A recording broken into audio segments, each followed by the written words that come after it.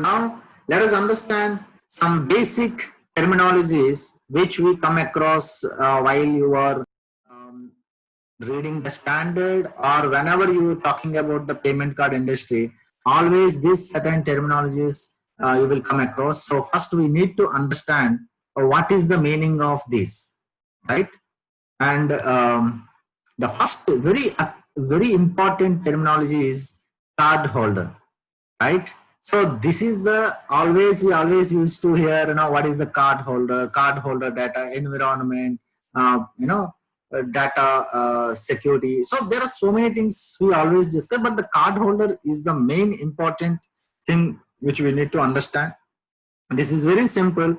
The card holder is nothing but the person who is possess that particular card, whether it is the debit card, whether it is the credit card. So any card, so all of us are the card holders because we are holding the card. Okay, now the question comes, what kind of a card it should be, all these things. But very high level, we just simply try to understand anybody using the debits or credit card, that person called card holder, because simple, card holding, that's all, right? Then if you see that card, okay, always you cannot create your own card, right? Somebody is supposed to give you that card for usage purpose. Somebody means what? Any entity, any financial entity, they will give you that card upon your request, right? Upon your request, they will give you that card. So that entity become the issuer, means whoever issued that card to you, they become the issuer. Most of the time, these issuers are banks. Very simple, banks, right? Whether it is a bank in HSBC Bank or maybe BNI Bank or SIM Bank, any banks, when they issue the cards to their account holders, we call them as the issuer, right? One is the card holder. The other card holder is all of us are the card holders. Other entity that issued that card, that entity we called is the issuer, right? They will take your KYC documents and they will look after your credit ratings and everything. Basis on your credit rating, they will issue the cards for the usage purpose. Then what we will do with that card? Now that is very important thing, right? I'm having either my debit card, or people sometimes call it as an ATM card, or even the credit card. Let us keep focus on the credit card. So what, as a card holder, I will do with that credit card, right? Surely we will use that card, various places to purchase some products or purchase some services. Instead of the cash, we will use this card, credit card. We will hand over this credit card to the specific entities whom we avail these services or products. Just one simple example, right? I am having the credit card. I want to now everywhere this lockdown situation is there, right? Because of this coronavirus. So most of the people sitting at home, they are purchasing groceries or certain things online, right? What we are doing, we are purchasing something through online, and we are actually, instead of the cash, we are actually entered our credit card details. So the entity which actually provides you some services or some products, instead of cash, they are accepting your card information to process the payment. That entity, what we call is the merchant. So merchant is someone who accept your cards and exchange for the goods or services. So those entities we call is the merchants, right? For example, if you want to book online train tickets, online flight tickets, the flight airlines company, they are actually taking your card and they are issuing the tickets. That become the merchant. Another example is the Amazon, right? Amazon, you purchase some specific product, groceries or something, or electronic products, and you present your card details. So that Amazon become the merchant, or any such kind of online online shoppers, and even not only that online, even whenever you enter into any of the movie theaters, or any restaurants, or any medical, anywhere wherever you are using your card as a payment method, payment channel, that other entity automatically become the merchant. So the merchant, please remember, the merchant, that company, it accepts cards in exchange of their goods or services, right? So this is the merchant. So what? Cardholder, the issuer, and the merchant. Okay. Now, who is these acquirers? So always the merchants is, there are some business entities, they are experts in specific type of a services. For example, if you visit a restaurant, the restaurant person, that restaurant can understand how to prepare the food, right? How to serve the food, but they don't understand how to accept these payments, right? They don't understand how to accept these payments. So generally, these entities, I mean, merchants, they depend on their banks to accept this payment. That is, earlier the payments are in cash, but now it became the digitized. So now it is cards, right? But the entity core business is what? Their, either whatever their business, like food restaurant, or maybe the medical shop, or maybe the movie theater, they're different. Their business, their focus is different. Their expertise is different. Then how they will accept these payments? So they need a support. They need a support from their banks. So the banks, what we call it is the acquirer. I know who provide this provide the technology or the platform to accept the payments through the cards.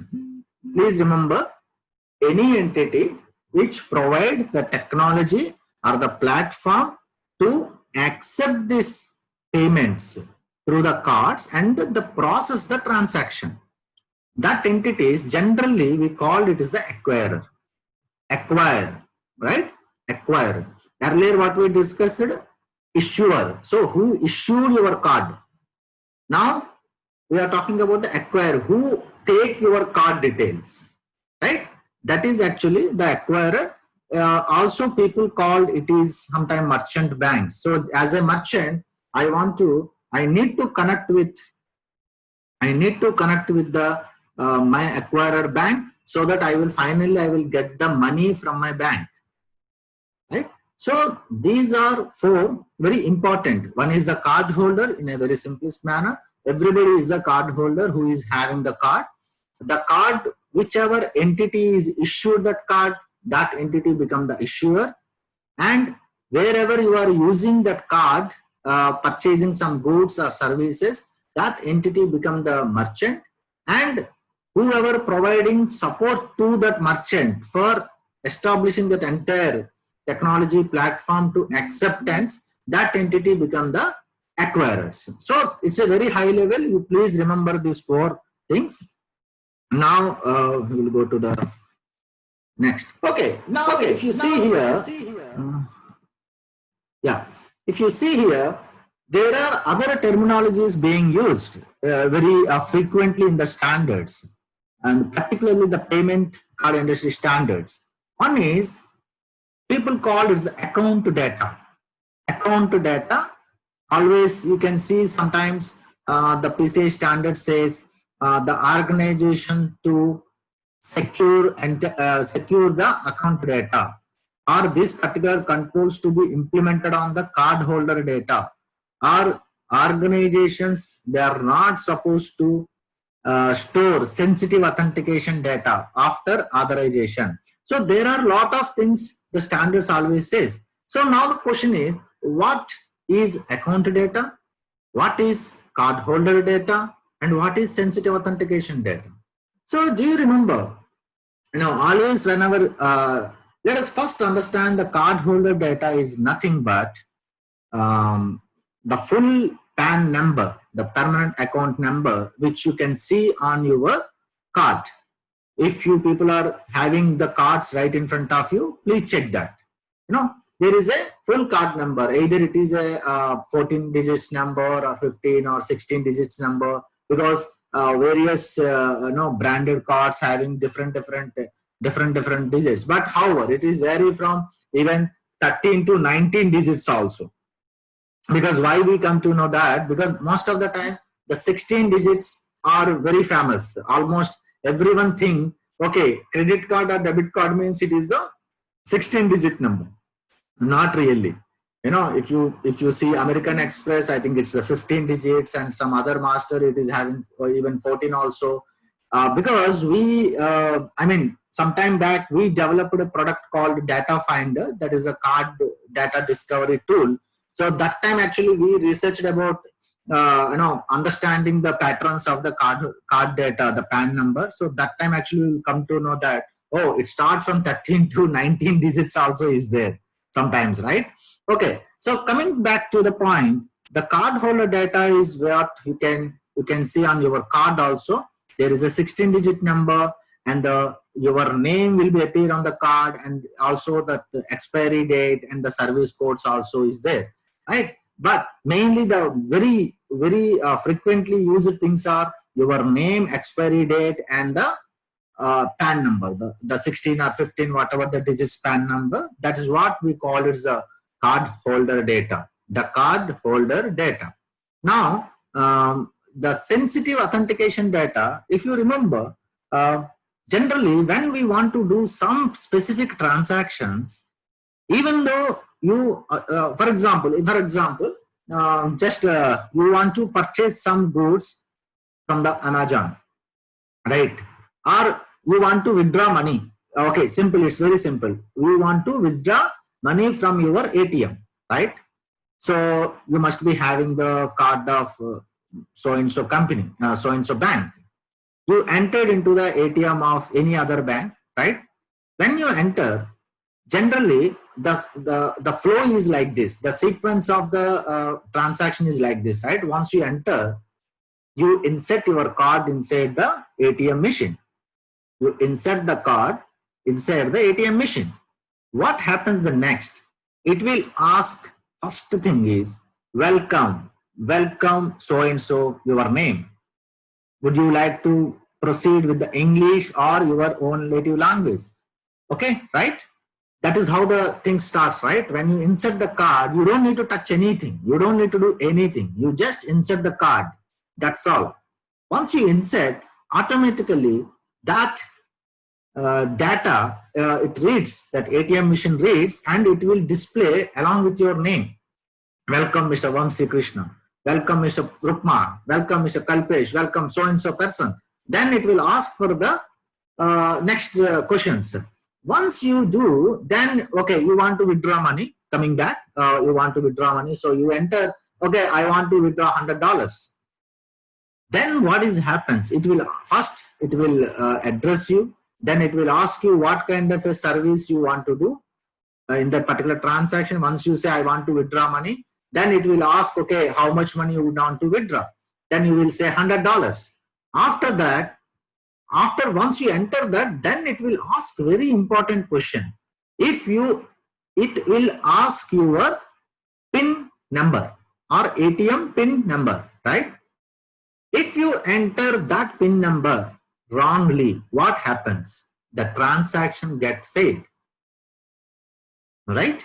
What is happening here? When you enter, you have a card with you.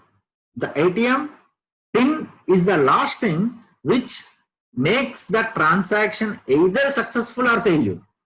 If you enter the right PIN, then you will get the money.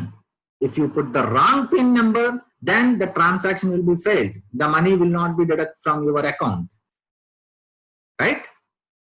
But remember the sequence. Once you enter, you automatically, it will capture your name, your card number, everything is there. What is not there it's very critical. That is the PIN number. That makes your transaction success or failure.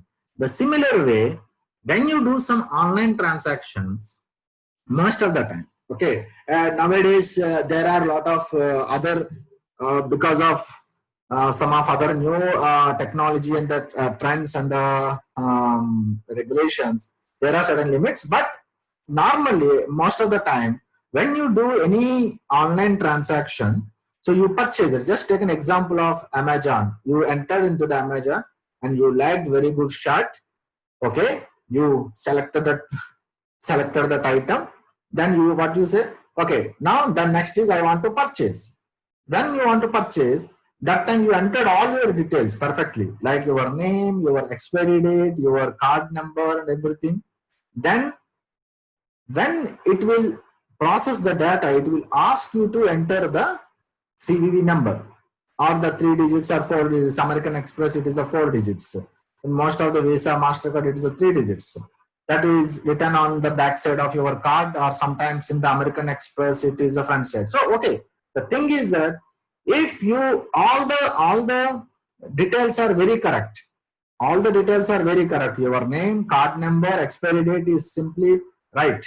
But when, if you put wrong CVV number, again the transaction will get failed, because the CVV is very critical to either it will pass, it will fail the transaction, right? So what I want to convey here, the message is, or even sometimes when you enter, because now the the magnetic strips are not much usable, because now we move to the EMV chip and etc. different technologies. But the point is, basically, when you enter any particular restaurant, they will ask after whatever having food or anything, then there will be a POS machine, right? Is a third example which I am giving. The POS machine, they will try to swipe your card. When they're swiping, if backside there is a magnetic strip, you can see the black strip, right?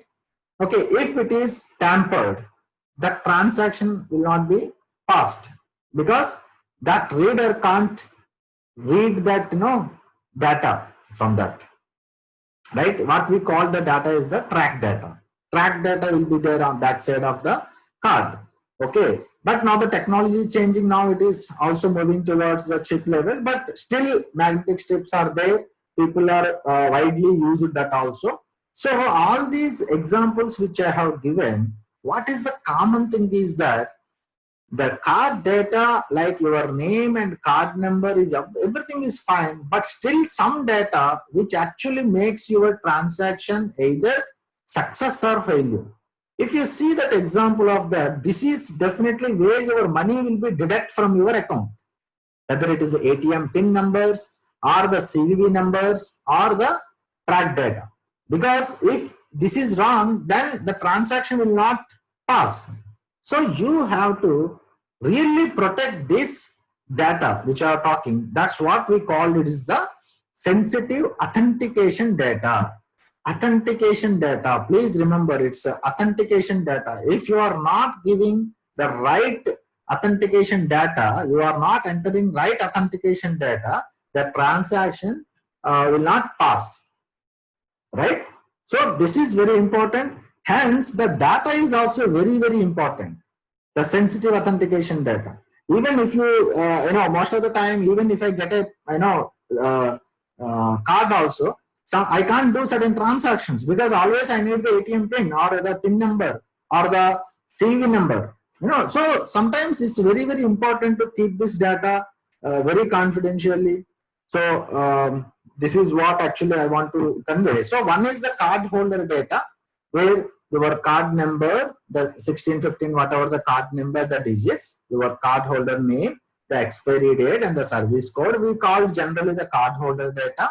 But any transaction convert into the success or failure next level, that's where the sensitive authentication data, that's the track data or the PIN numbers or the CVV numbers, everything we call it is the sensitive authentication data. In short form, SAD. You know the meaning of the SAD, right? If you lose the sensitive authentication data along with your card, then you will become also sad because you will lose the money. Somebody use that PIN number to withdraw money from your bank account.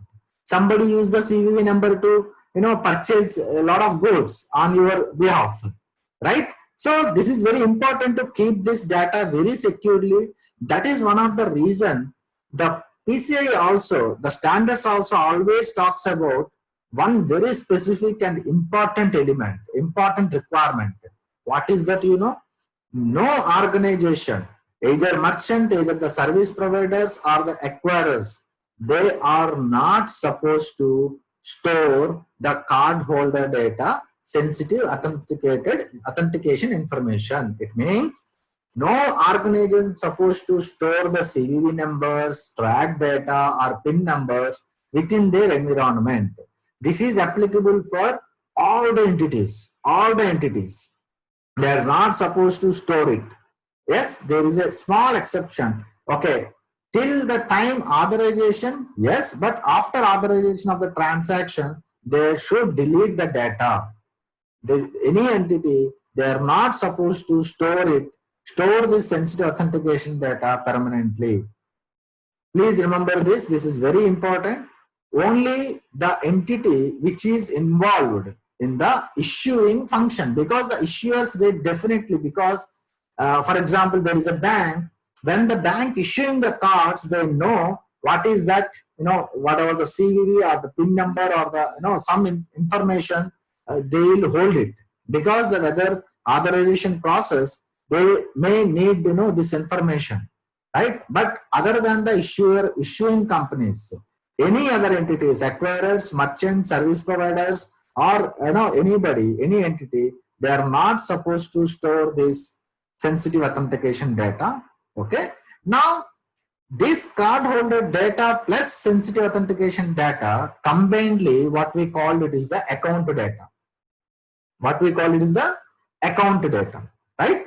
So this is important. Now, the cardholder data environment is something every organization. If you take it one organization wherein the organization is doing some specific activity, right? How we will, what this basically cardholder data environment is nothing but any environment where they are doing some card related functions. Okay, the people who are involved in that particular functions, the processes which they are involved to process the data, and the technology being used to store or process or transmit the cardholder data. These three things, it's very simple. Everybody fully knowing, right? People, process, technology. Okay, people, process, technology. The people who are doing something, the process which is involved to process the data, and the technology being used to whatever the functions like the storing, processing, the transmitting of the cardholder data. This everything combined, we call it is the cardholder data environment. So this is very, very important, so that so many controls which we are going to discuss tomorrow, all those controls of PCI to be implemented on this cardholder data environment, right? So this is always a very used thing.